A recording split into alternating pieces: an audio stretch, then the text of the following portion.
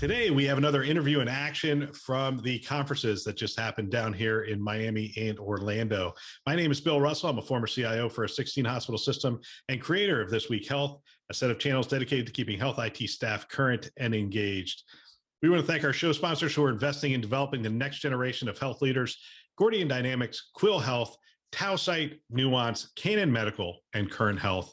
Check them out at thisweekhealth.com/today.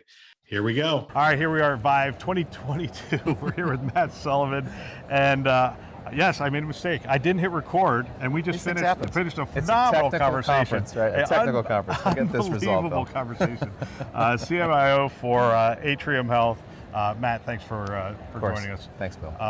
Look forward to the conversation. We talked last night at dinner. It feels like deja vu saying all this over again. It might be. We talked at dinner last night, learned a lot about you guys. Your wedding was fascinating, a lot of those things. You're getting a little concerned that I'm going to talk about these things on air. I may be sweating a little bit more than... I'm not going to do that. But learned a lot about your wife. That was the stuff she did for the state of Indiana during the pandemic is really exceptional. Yeah, she's talented, a talented physician, incredible leader, and helped them in the state of Indiana get through that COVID response, and has now joined us at Atrium Health. So we're lucky to have her. That's fantastic. At some point I'm going to interview her because there's a lot of really. What I do is I sit in those conversations, I listen, I go, oh man, the stories were great. Yeah, just amazing. I don't know how many of them she can share, but. Yeah, well, there's a lot of things that we've done in the pandemic, and then now hopefully we continue this work with this level of growth and level of excitement for lots of other projects beyond COVID, because it really took some incredible leadership, incredible partnerships across lots of aisles to get it done. Healthcare, I like to say, healthcare really changed over the last couple of years as a result of the pandemic. It started moving a lot faster, but Atrium was already moving pretty fast prior to the pandemic. The Wake deal, some things in Georgia as well. The Atrium as a system is growing pretty dynamically. How has your role changed as that growth has happened? Well, let's just go back a few years and think about what a CMIO did at a local, maybe regional area, 5 or 6 hospitals, and with that growth becomes an opportunity for a CMIO to reach across and now manage lots of different relationships, which is really part of what being a CMIO will help you do. So now we're talking to leaders in Georgia, leaders at the Wake Forest Academic Center, leaders in our Charlotte market, trying to bring everyone together toward the common goal of patient care, efficiency, cost savings. It's been pretty fantastic. Are you on I'm getting right down to Brad, are you on a single instance of the EMR at this point? We are not at this point, but boy, we are working toward that, and that's one of our challenges coming up in a year, and you know that well with your history. That's a big deal for us. Once we get on that single instance, we're going to be in great shape. You guys were actually on an odd makeup. You were on Cerner Clinical and Epic RevCycle. Yeah. I'm not sure I'd see that anywhere else in the industry.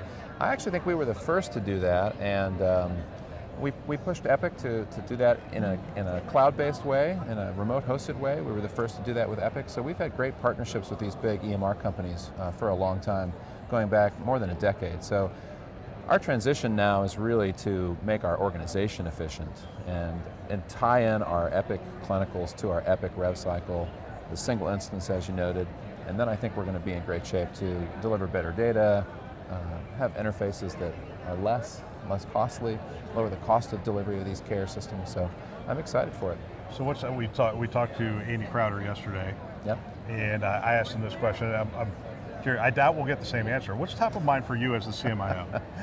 Top of mind for me is actually trying to get the physician efficiencies in the EMR and the nursing efficiencies in the EMR. We're worried about burnout. We're worried about. There's the things of burnout. We've had a rough series of environmental impacts with COVID and other issues that have hit us in the last couple of years.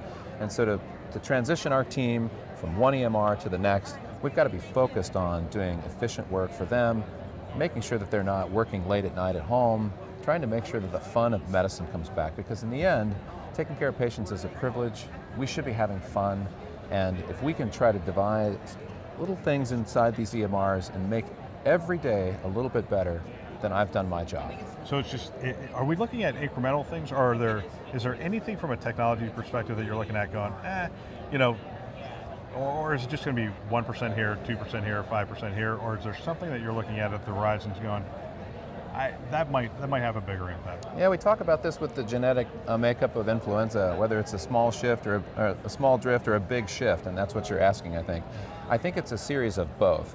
So that's what a conference like this is helpful for, right? We're looking for a game changer, an innovator, somebody to disrupt the market in a way that we haven't had in our history, and that's a big shift. But at the same time, we know we've got to go back home and make incremental changes, as you said, the 1%, the 2%, that will make us get to the goal. And I think it's probably a combination of both. And any big shifts that you've seen? I mean, it's interesting here because you can go from the startup where the founder's sitting there, here, let me show you my code. It is really proud. Yeah, we have some of the big players here as well. We're looking at, some really interesting thing, AI and some computer vision stuff right behind you. What have you seen here? Well, I do like that AI and the computer vision stuff as it relates to tackling one of our largest problems in healthcare, which is nurse staffing. So if we have the ability to just get a camera into the room and allow an experienced nurse to provide help to maybe a new grad who really doesn't have that street credibility, street sense of a really seasoned nurse, then I think we can actually expand the life of a nurse because it's hard work. And so now nurses that don't necessarily want to come in and grind 50 hours a week because they're, they may be 60 and they just have done it for a long time and they're tired. They may be willing to shift to a more virtual workforce. Then we get a vast resource of their knowledge. We have them teaching, which they often are really good at. We have them delivering information, whether that's discharge instructions or medications or something about how we care for patients to the patient with the time to do so. And I think that's going to open up the way we take care of patients. So we're trying to take the mundane off of them so they can go back to doing, it's the age-old practice at the top of your license and meaningful work, right? And meaningful work, yeah. The work that really got into it.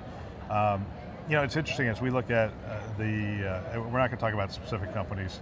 I don't venture that you want to do that because you're probably going to have to do contract negotiations and other things. But when I look at generally when I have this conversation, we don't go down the computer vision and AI route, and I want to hit on that with you because you brought it up. Or did I bring it up? I think you brought it up. All right, well, you're playing along with me, so I appreciate it. We're going to roll with it. Because it's an interview. Because it's an interesting concept to me.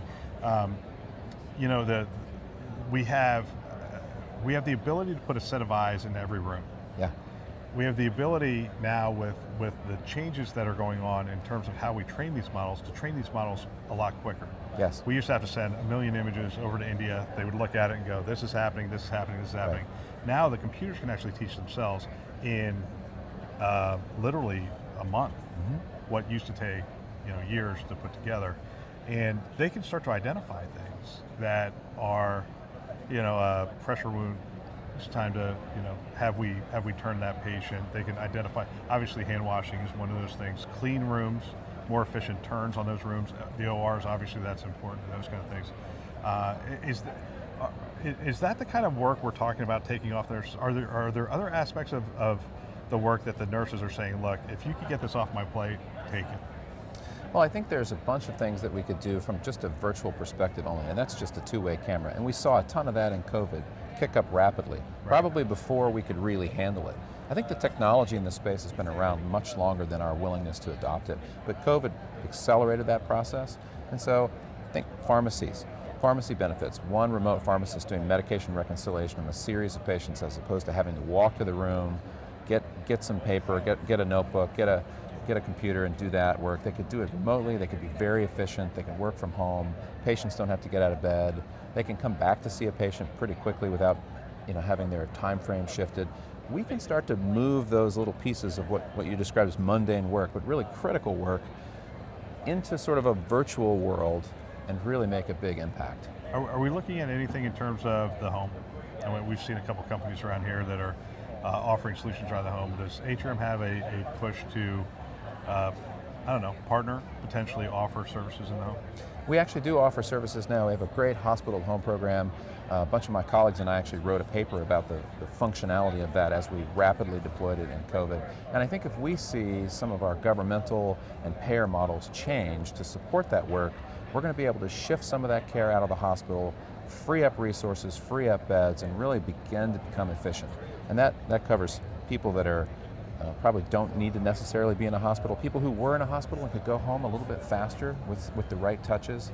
And that's what a lot of this work here is about. The RPM work, the hospital home work, the virtual touch points, all of these things we can bring to bear to change the game. The last interview, they were talking about the fact that they had nowhere to discharge a lot of their patients during COVID. Yeah. And to be able to offer a certain level of care at the home would have been a nice thing. But what I hear you saying is the reimbursement models haven't caught up to that yet. I don't think they're going to be fully there until we figure out how we extricate ourselves from COVID financing, and we're starting to see that now. A lot of money came forward for COVID, and now some of that money is being retracted. We're in that process of rebalancing the way we're paid, and I think if we think about these things and think about what's best for the patient, we're going to be in a great spot, because most of us would actually like to be at home. Yeah. The hospital's not a great place, and you know, your own bed is usually pretty comfy. Fantastic. Matt, it's great talking with you, thank Bill. you for your time. Yeah, thank you. Appreciate it. Another great interview. I want to thank everybody who spent time with us at the conferences. It is phenomenal that you shared your wisdom and your experience with the community, and it is greatly appreciated. We also want to thank our channel sponsors who are investing in our mission to develop the next generation of health leaders: Gordian Dynamics, Quill Health, Tausight, Nuance, Canon Medical, and Current Health. Check them out at thisweekhealth.com/today. Thanks for listening. That's all for now.